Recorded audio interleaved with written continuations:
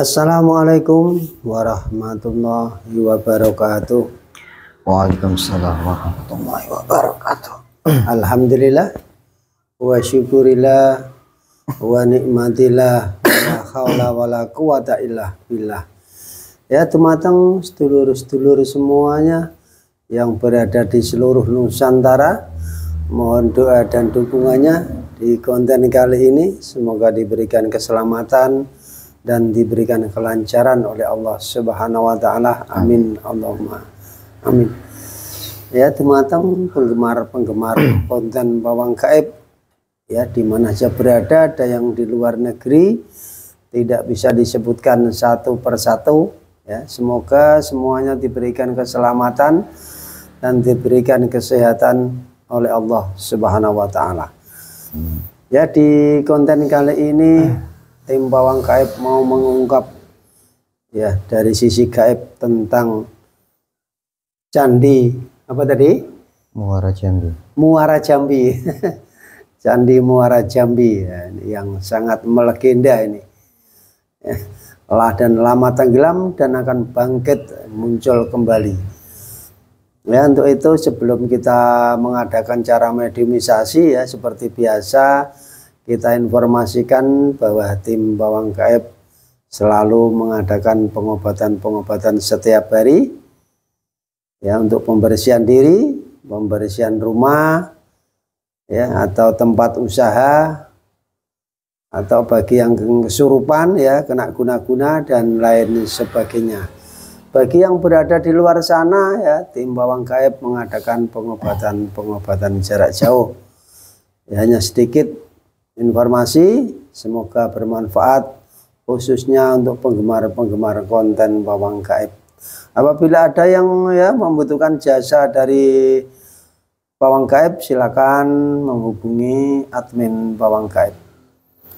Ya, seperti biasa saat ini kita dibantu oleh Mas Atok ya, dengan cara mediumisasi ini semoga diberikan kelancaran gitu ya Mas ya. Ini siap enggak ini? Ya.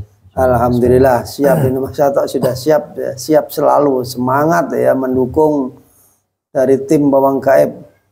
Ya, untuk penggemar-penggemarnya harus dukung terus dengan cara subscribe, like dan sebanyak-banyaknya. A'udzubillahi minasyaitonir rajim. Bismillahirrahmanirrahim. Ya Allah.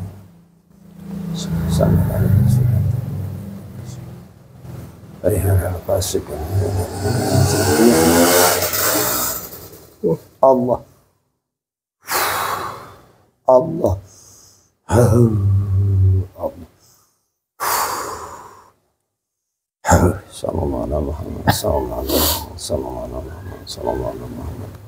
ya Allah,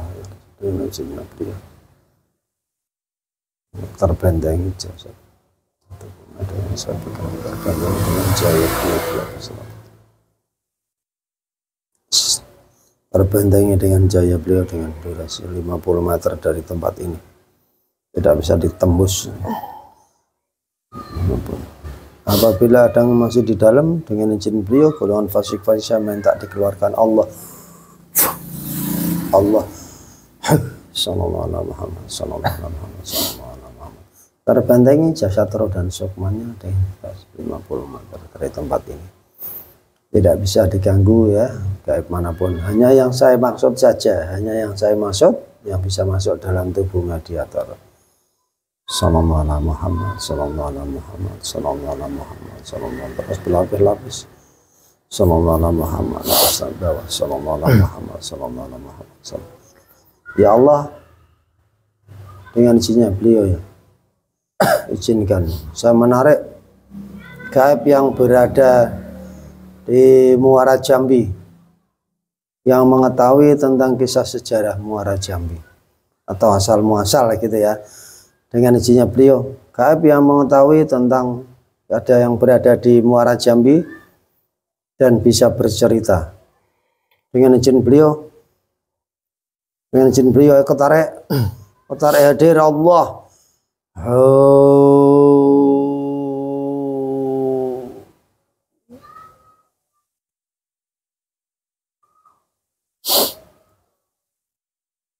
Allah. Ayo masuk.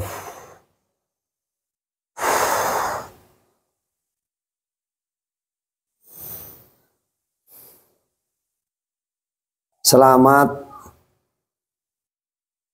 malam.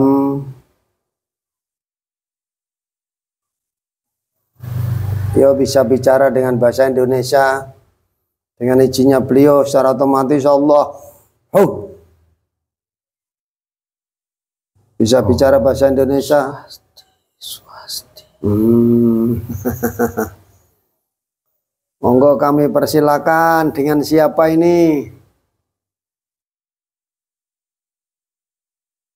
Saya tidak diperkenankan untuk mengungkap siapa diri saya. Oh ya, enggak apa-apa, yang diperbolehkan saja, yang boleh-boleh diungkap gitu ya.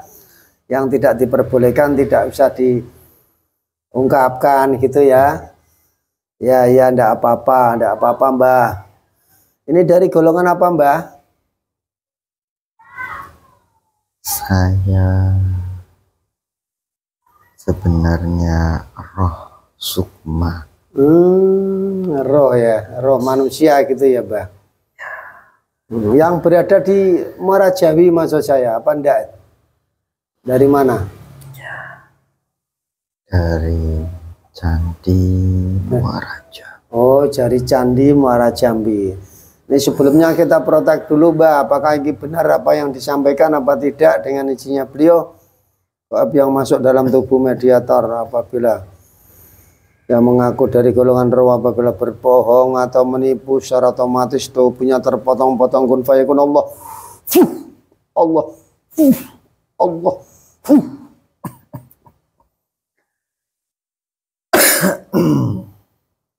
Ya jujur Mbah, jujur saja Mbah. Santai saja, tenang saja, boleh turun tangannya diturunkan boleh, santai saja. Kita ngobrol-ngobrol saja, baik-baik saja, tidak ada apa-apa Mbah. Bisa Mbah diceritakan Mbah, gimana itu Mbah? Candi Muara Jambi, banyak yang bercerita, candi tempat beribadah atau tempat, monggo diceritakan sebenarnya untuk apa? Sebenarnya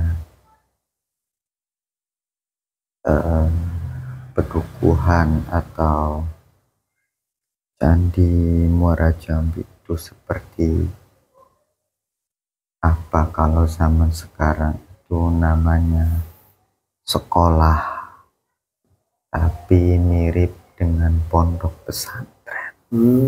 Tempat belajar gitu ya Mbah? Ya benar. Hanya saja kalau pondok pesantren itu untuk umat Islam. Tapi kalau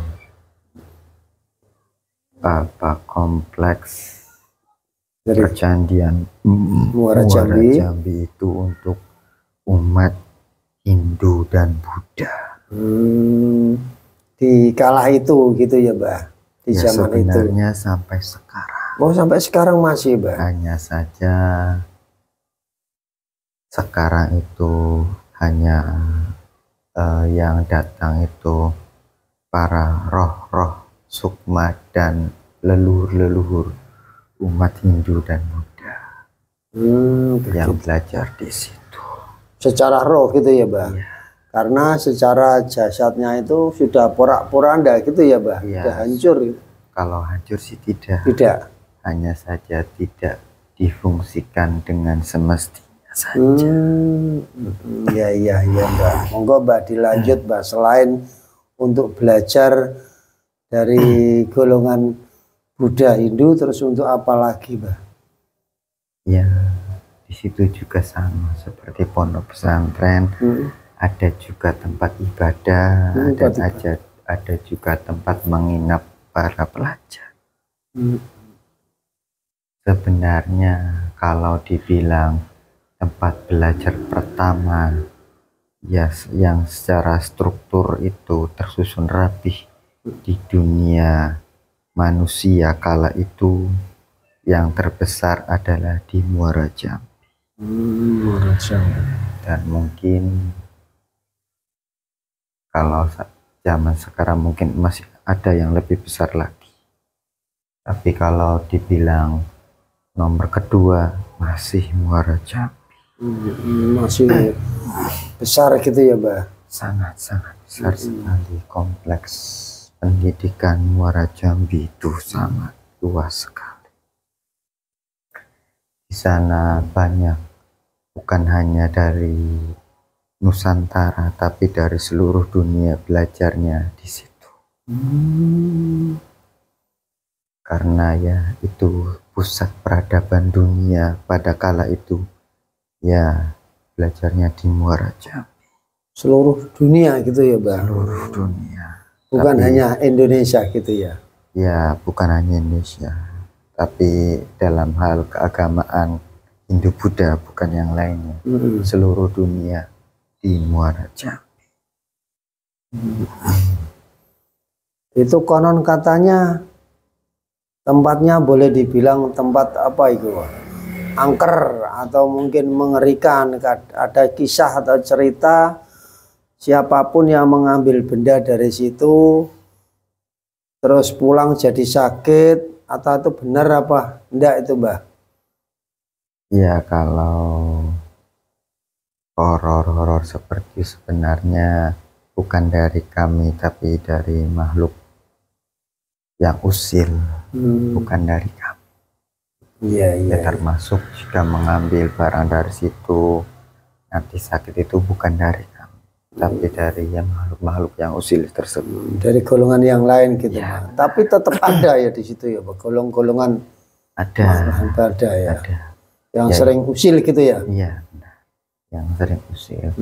Dan itu yang menjadikan kesan Muara Jambi itu hal yang negatif. Padahal kalau mau ditelusuri secara spiritual dan juga secara keilmuan keagamaan, justru di situ bisa dikatakan pusat dari aura positif, ya, dan juga keilmuan mengenai ketenangan batin dalam agama Hindu dan Buddha. Itu makanya banyak itu konon ada dikisahkan ada orang yang memburu atau menembak burung atau apa itu. Kalau itu memang dari kami. Karena di situ bukan tempat perburuan, di situ tempat kedamaian. Jika ada yang mengusik kedamaian, maka kami akan menindak orang tersebut. Kalau niat tujuannya baik, dipersilakan gitu ya, Mbah. Monggo saja gitu ya. Benar sekali. Kalau niatnya baik, kami akan bantu mendukung niat baik tersebut. Tapi kalau niatnya jahat, ya kami kalau merusak, terus juga merusak kedamaian di sana, kami akan tindak lanjuti. Dan ini konon di era sekarang ini, Mbak, sudah mulai bangkit katanya, ini bangkit Muara Jambi ini untuk diperbaiki, atau mungkin coba bisa dijelaskan, Mbak, saat kondisi saat ini dengan peradaban ini. Ya, kalau diperbaiki kami sangat bersyukur dan berterima kasih. Tapi ya mungkin nanti akan menjadi tempat wisata, bukan tempat belajar keagamaan seperti dulu. Itu karena sekarang pusat pendidikan agama Hindu Buddha bukan lagi di Indonesia, tapi di luar negeri. Sudah di luar negeri ya, gitu ya. Itu menjadi pusat gitu ya, Mbak. Iya. Seandainya itu nanti sudah diperbaiki atau dikembangkan, ternyata kemungkinan bisa menjadi wisata hanya saja gitu ya. Ya, bukan kemungkinan, tapi kemungkinan besar bisa dipastikan itu akan menjadi tempat wisata. Iya, itu diungkapkan atau mungkin diceritakan tempatnya luas, jauh dibanding candi-candi yang lain, khususnya di Indonesia. Itu katanya bermunculan dengan tempat yang luas, ada candi-candi berbagai macam-macam candi, bisa itu dijelaskan, Mbak? Sebenarnya candi-candi di dunia, bukan hanya di Indonesia, itu merujuk pada percandian di Muara Jambi. Karena pertama kali candi dibuat di dunia ini adalah di Muara Jambi.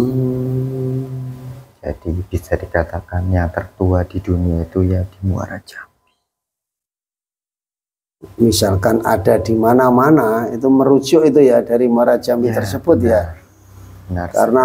Karena mungkin luasnya, mungkin banyaknya, dan lain sebagainya itu ya. Bukan seperti itu. Bukan seperti itu.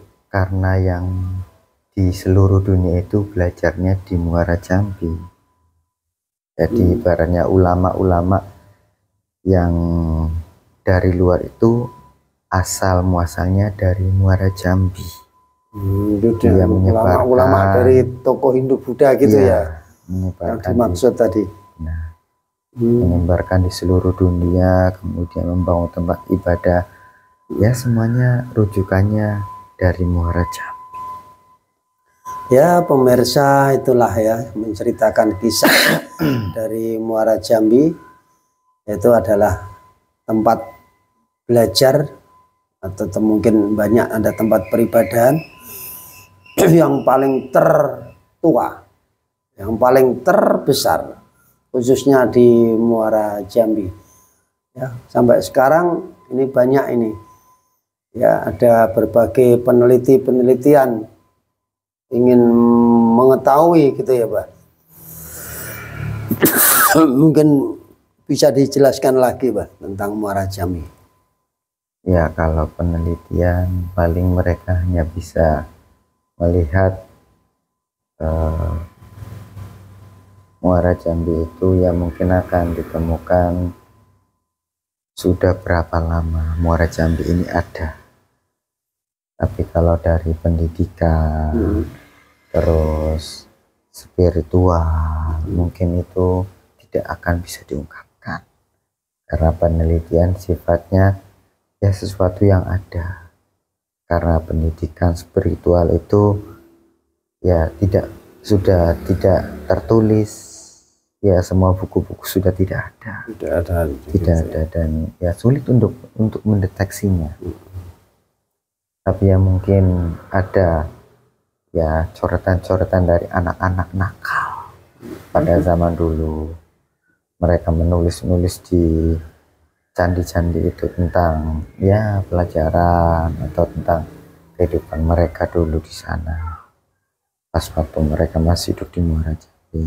Mungkin itu hanya sedikit yang bisa menjadi informasi dari para peneliti atau petunjuk sebagai penggalian gitu ya, Mbak. Nah, ini bisa dijelaskan sedikit, Mbak, tentang tadi spiritualnya itu, Mbak, kayak apa itu di era itu? Nah, mengenai spiritual sebenarnya Hindu Buddha itu sebenarnya adalah Islam. Kok gitu? Anda kaget ya? Ya, agak kaget kan. Karena Hindu Buddha itu adalah ajaran yang dibawa oleh baginda Nabi Sulaiman. Hanya saja setelah sekian puluh ribu jutaan tahun diselewengkan oleh ulama-ulamanya. Maksudnya ulama-ulama Buddha itu ya, Pak? Iya. Tokoh-tokoh gitu ya? Benar. Para cendekiawan dari Hindu Buddha merubah ajarannya menjadi ajaran yang menyimpang dari ajaran Islam. Padahal ajaran kedamaian, kebaikan itu ya Islam juga mengajarkan hal itu. Ya sebenarnya Islam itu ingin mengembalikan ajaran-ajaran terdahulu yang telah menyimpang dari ajaran yang benar. Termasuk juga Kristen. Dulunya benar dibawa oleh Nabi Isa. Tapi ya sudah lama menjadi Ya, ya seperti itu, menyimpang dari ajaran yang benar karena dirubah oleh ya ulama-ulama cendekiawan dari tokoh-tokoh ya, tersebut ya, tokoh-tokohnya karena nafsu duniawi dan juga sisipan-sisipan dari ajaran iblis yang masuk ke alam mimpi dia, ya itulah yang jadi merubah ajaran-ajaran yang benar. Jadi godaan-godaan yang bermacam-macam cara, baik lewat mimpi atau memang bisikan-bisikan, itulah dianggap suatu kebenaran sehingga itu nanti akan semakin sedikit akan menyimpang. Awalnya seperti itu ya, kurang lebih ya, Pak. Ya sama, Islam juga sekarang iya, sama. Ada yang dari pemikiran sendiri, padahal itu bisikan dari iblis. Konsep-konsep gaib ya. Nah, ada yang dari mimpi, ya sama, itu juga ya bisikan dari iblis untuk merubah ajaran Islam yang benar, ajaran Islam yang murni. Ya mungkin kalau mimpi seperti itu bisa dibantah oleh ajaran-ajaran Islam yang benar, tapi kalau sudah pemikiran ini susah untuk dibantah. Kalau mimpi kan ibaratnya ada yang percaya dan ada yang tidak. Tapi kalau sudah otak-atik pemahaman pemikiran ini yang susah untuk diluruskan gitu ya, Pak. Karena mereka sudah keyakinan seperti itu. Tapi kalau mimpi masih bisa dikatakan lebih mudah untuk menyadarkan orang-orang yang dapat ilham dari mimpi-mimpi atau ajaran-ajaran dari mimpi tersebut.